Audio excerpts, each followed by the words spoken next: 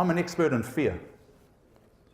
And every single situation, this day, this event included, has fear and a shitstorm attached to it, and that's our world. We get sent into that shitstorm to keep people alive, to kill people who are creating that shitstorm, bring the lessons back so people don't go through it. And here's the example. Tony Abbott. It's the elephant in the room for today's event. I went and listened to the guy. I've never met him. Thoroughly enjoyed it. The fear in the room in regards to creative and business. Business. What are we going to get from creative? Who gives a shit? Creatives. Business don't care about people. They just want to make money. Clash already. Tony Abbott's here. Everything in the media is about the yes-no vote. Fear. It's all fear.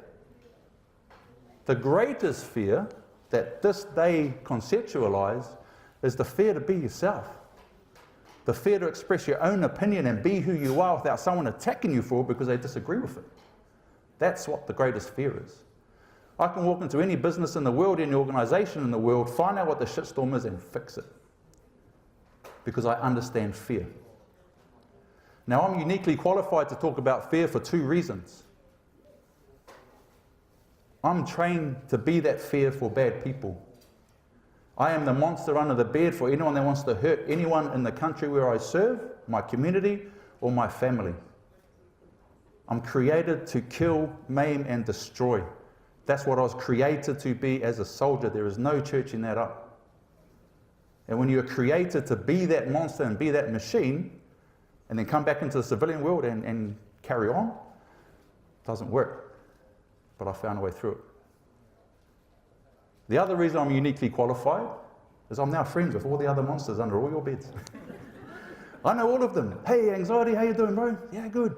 Yeah, fear, loathing, insecurity, shame. I know all you guys. Party all the time. 3 o'clock most mornings. Oh, nightmare. What's going on? Oh, I want to remind you about all the bad stuff that's happened. Why? Because it could happen again. Yeah, possible. What's our plan? I know all those monsters. And I exposed them all, like Scooby-Doo. Who's seen Scooby-Doo? Does anyone know who Scooby-Doo is? I won't go too deep into the fact that they're all stoned all the time and they're hippies and Scooby snacks are because they got the munchies. They're actually hash cookies. That's why they're eating all the time, right? That's what Scooby-Doo is. Yeah? But moving right along, Scooby-Doo is about unmasking monsters. That's what the whole thing's about. My job is to get under the bed, find out what monster's in there, pull them out, make friends with them, and when I take their mask off, they're not monsters. They're not demons. There's nothing wrong with you. You don't have a disorder. You're a human being going through normal stuff. That monster is trying to protect something. That's all it's doing. And I just took all of that and put it in this book. And I put processes in this book so you can create your own. Your pillow knows every secret you have. You put your head on that thing every night and it's on there every morning. Your tears, your hopes, your dreams, your screaming, your pillow knows all that stuff. And so does the mirror. But the mirror is your greatest critic. So when you understand what your monsters are, because they manifest as monsters, they scare the crap out of you. I can't cope with this. I'm fat, I'm ugly, you know, I'm not worth anything. I've served my country, I come back, no one gives a shit.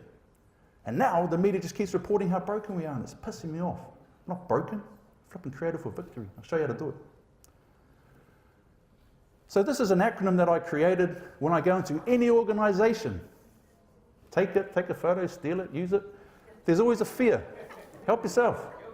There's always a fear. Kiwis are good at reallocating stores and finding shiny stuff. I find the fear and I make it real in my mind so I can meet those monsters, and then I empathize with that person. Okay, if I'm this person that's manifesting this fear, how are they feeling? And in one world, I make that fear come true. And in this world, I protect from it. So we know both sides. Then I have to deal with the ego, always. The ego is always there. And funnily enough, it's always got a negative connotation on the ego, but it's there to protect you. So someone flashes and gives me a monster, I go, ooh, what's that monster hiding? What's it trying to protect? Then I deconstruct everything into all its little component parts. I put them and I reorganize them in order, and then I mentor people through the process, which the business community calls management. So when I go in as a corporate trainer and I teach about leadership, management, and training, all I'm doing, and I'm going to steal a quote here from Kerwin Ray, I'm following him at the moment, Aussie fella, but I'm going to steal his quote. He sells the illusion to sell the truth. I am selling the illusion that I have solutions to all of these monsters. The truth is, they're not monsters. And whether you realize it or not, if you're in business, all you're doing is alleviating someone else's fear. All of you people in here are trying to alleviate a fear of some description. You're selling the solution to that fear. We're all dealing with these monsters under the bed. If you speak to people's hearts, business and profit becomes a byproduct of saving people's lives. Keep them out of the shitstorm.